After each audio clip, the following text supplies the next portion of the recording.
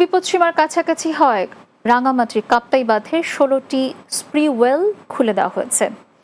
কাপ্তাই জল বিদ্যুৎ কেন্দ্রের ব্যবস্থাপক এটিএম আব্দুল জাহাজের জানান, কাপ্তাই হ্রদের পানি ১০৮ MSL হওয়ায় রোববার সকাল ৮টা থেকে বাঁধের ১৬টি জল কপাটে ৬ ইঞ্চি করে উঠিয়ে পানি ছাড়া হচ্ছে। এতে প্রতি সেকেন্ডে ৯,০০০ কিউসেক পানি নিষ্কাশন হচ্ছে কর্ণফুলী নদীতে।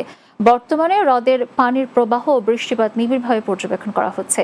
পানির লেভেল অস্বাভাবিকভাবে বৃদ্ধি পেলে স্পিলওয়ের গেট খোলার পরিমাণ পর্যায়ক্রমে বাড়ানো হবে বলেও জানান তিনি।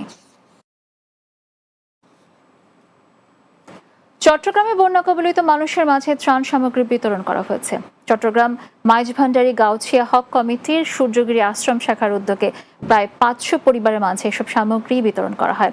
এ সময় সংগঠনের সভাপতি টিটু চৌধুরী, সাধারণ সম্পাদক ধীমান দাস, অর্থ সম্পাদক সমীর কান্তি দাস ও তরুণ কুমার আচার্য কৃষ্ণ সহ অন্যান্যরা উপস্থিত ছিলেন।